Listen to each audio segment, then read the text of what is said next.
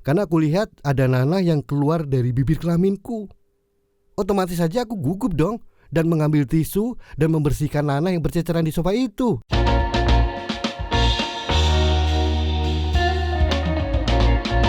Kelaminku keluar nanah. Oke bro, yang belum pakai headset dipakai dulu headsetnya. Aku tungguin ya. Oke, udah siap semua? Let's go. Piye kabare le? Masih kuat toh? Omongan itu ndak pernah aku lupakan. Apalagi kalau aku lagi banyak masalah. Sebagai anak bungsu dari 13 bersaudara, aku termasuk anak yang ndak pernah kekurangan kasih sayang. Bahkan kalau boleh sombong, aku tuh berlimpahan kasih sayang. Namanya juga anak terakhir. Apalagi kakak-kakakku itu kebanyakan perempuan. Tahu sendiri kan, yang namanya perempuan itu kalau udah sayang, tumpahan perhatiannya itu pasti luar biasa. Makanya tadi aku bilang, aku ndak pernah kekurangan kasih sayang. Tapi walaupun begitu, tetap saja manusia itu kan pusatnya persoalan. Ada aja problem hidup. Selalu ada. Datang dan pergi silih berganti. Ndak pernah diminta, tapi tetap saja muncul. Untung saja aku selalu ingat pesan bapak tadi. Piye kabare le? Masih kuat toh? Dialog itu bagiku adalah semacam support yang selalu memberi semangat. Kesannya lucu, tapi juga ada satirnya. Dukungan moral kayak gitu sangatlah dibutuhkan seorang anak. Apalagi kalau datangnya dari seorang bapak. Bapak itu kan hero. Tokoh hero yang pertama kali kita kenal. Tokoh yang selalu kita rindukan. Sebuah karakter yang bisa kita banggakan. Bahkan mungkin tidak ada yang bisa menggantikannya. Namun semua itu juga bisa pudar, bisa hilang, dan bisa tergantikan saat tokoh bapak itu membuat kita kecewa. Seperti yang aku alami saat usiaku belasan tahun. Saat dimana aku butuh seorang bapak yang bisa menjadi teman ngobrolku, teman sharing, dan juga tempat untuk mengadu. Yang tentu saja setelah itu berharap mendapatkan solusi. Tetapi ketika sosok hero tadi hilang, entah karena pergi atau sudah berubah, artinya kita udah gak bisa berharap apa-apa lagi dengan dia. Dan akhirnya kita sendirian menghadapi masalah hidup. Kayak aku ini. Saat itu usiaku baru menanjak ke remaja, 15 tahun kurang dikit. Sebagai cowok, aku akhirnya mengalami sebuah peristiwa pendewasaan. Istilah populernya, aku sedang menjalanin akil balik. Begitu katanya. Kalau itu diartikan, mungkin maksudnya bahwa anak seusiaku ini sudah dapat diajak mikir, dikasih beban, memahami dan mengerti apa yang sedang terjadi. Kesimpulannya, sudah siap menjadi dewasa. Juga yang paling penting secara biologis, mengalami perubahan. Nah, ini problemnya. Kalau di zaman digital ini, kita kan tinggal searching dan Google langsung menjawab. Tapi zamanku dulu di tahun 80-an, ndak bisa begitu. Kalau ndak tahu dan banyak pertanyaan, ya harus mencari jawaban sama orang yang sudah tahu duluan. Kalau persoalannya tidak seputar biologis, mungkin aku bisa tanya sama orang lain. Tapi ini kan beda. Agak malu kalau diobrol kemana-mana. Bukannya dapat jawaban, nanti malah diejek. Makanya aku bingung mesti tanya ke siapa. Sementara bapakku lagi gak tahu kemana keberadaannya. Yang pasti, dia lagi gak jelas pokoknya. Memang sih, bagi orang lain yang sudah mengalami, ini bukan sesuatu yang perlu dibesar-besarkan. Tapi untukku, ini rumit banget. Ini soal perkembangan biologis. Aku mimpi basah. Tadinya aku kira aku ngompol. Tapi kemudian aku baru tahu kalau itu mimpi basah. Yang namanya basah itu kan berarti disebabkan oleh air kan.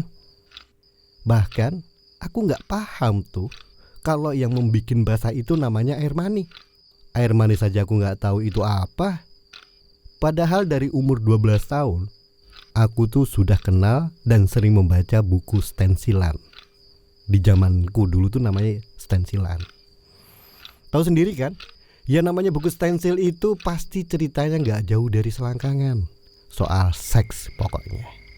Cerita tentang tante yang kesepian, cewek yang selalu ketagihan berhubungan seks. Dan ada juga om-om yang hobinya memerawanin perempuan. Pokoknya hot deh. Tapi jujur ya, aku gak ngerti tuh yang namanya air mani itu apa. Padahal setiap membaca cerita porno tadi, kemaluanku tuh pasti tegang. Bahkan saking tegangnya, kerasnya bukan main kemaluanku. Sampai-sampai aku nahan sakit. Habis itu pasti aku stres berat.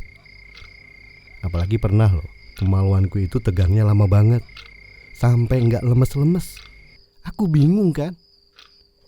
Sempat berpikir sih, apa gara-gara cerita porno terbitan baru itu yang membuat kemaluanku tegang terus. Tapi masa iya sih? Kalau dari segi ceritanya, cerita porno itu selalu ngajak pembacanya berimajinasi. Dari proses sentuhan tangannya, pelukannya, hisapannya, hingga desahan maut si cewek.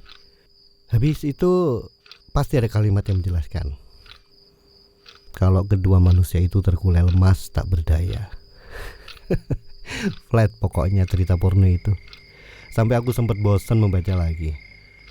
Pengen banget sih praktekin, tapi kan aku takut kalau sampai hamil. Kalau hamil gimana ayo? Lagi pula mana ada coba perempuan yang mau diajak untuk uji coba. Kecuali pelacur kali ya.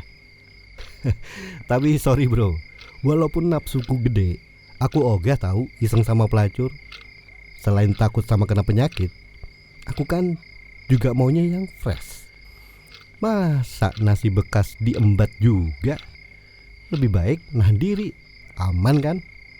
Sampai akhirnya aku tahu apa itu onani.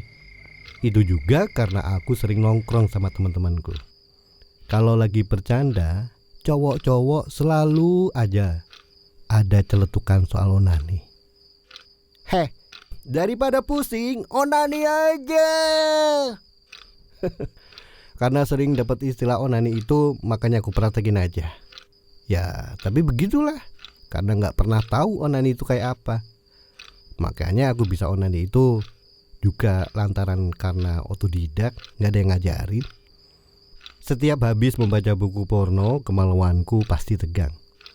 Jadi gini, awalnya ketika aku membaca buku porno, kemaluanku pasti tegang.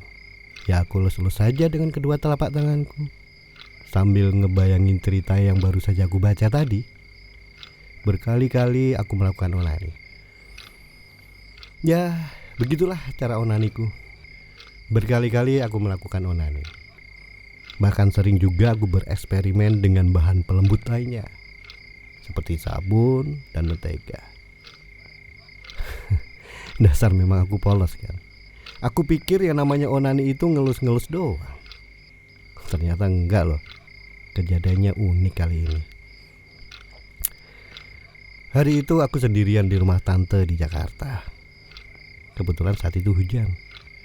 Cuacanya dingin banget. Karena pikiranku udah kedoktrin sama cerita-cerita porno tadi, bahwa biasanya kalau hujan terus dingin enaknya begituan. Hah? Masa sih?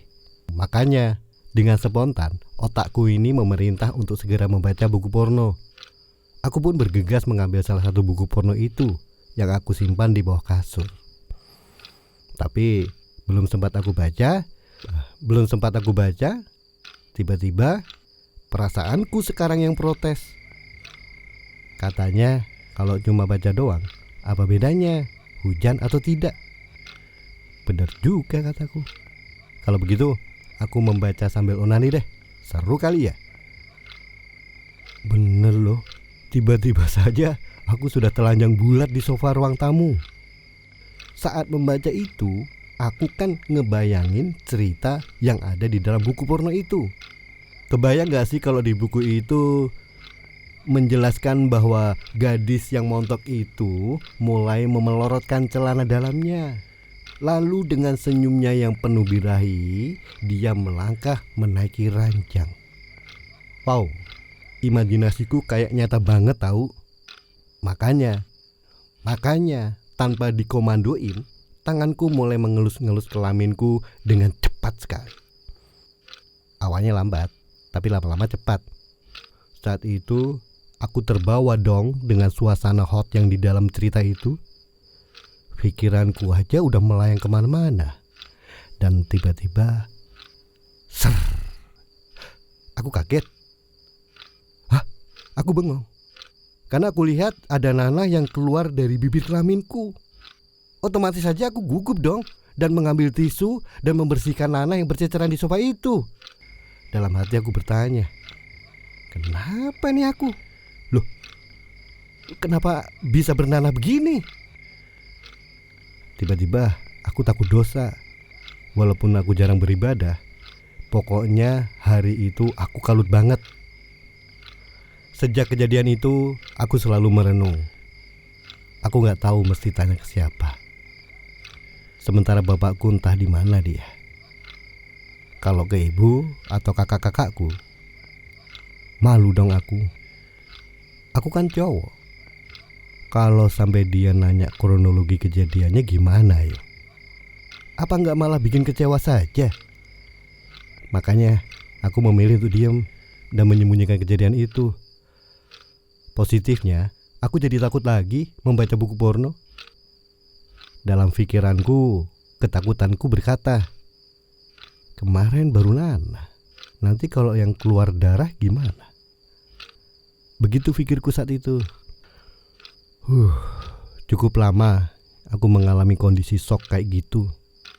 Bahkan banyak teman-temanku yang berpikir aku sakit. Aku gak gubris pertanyaan mereka. Mungkin kalau aku gak salah ingat 8 bulanan lah sebelum akhirnya aku tahu kalau air yang keluar dari ujung kelaminku itu bukannya nanah, tapi air mani. Jadi begitulah kejadiannya saat aku remaja seperti kamu, Le. Aku juga ngalamin kayak kamu. Yang namanya laki-laki, anak cowok, memang akil baliknya seperti itu. Kadang kejadiannya saat kita tidur. Dikira ngompol, tapi ternyata bukan. Nah, inti dari cerita yang ingin aku sampaikan kepada kalian adalah sebuah pesan. Air mani yang keluar dari kelaminmu itu adalah tanda bahwa kamu itu udah mulai gede, udah mulai harus siap menjalani hidup.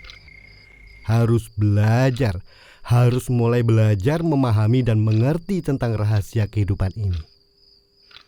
Jadi, gunakanlah air mani itu sebagai simbol bahwa kamu siap bertanggung jawab, bukan sebaliknya. Oke, Le, dipikir ya. Bapak tak tiktokan dulu.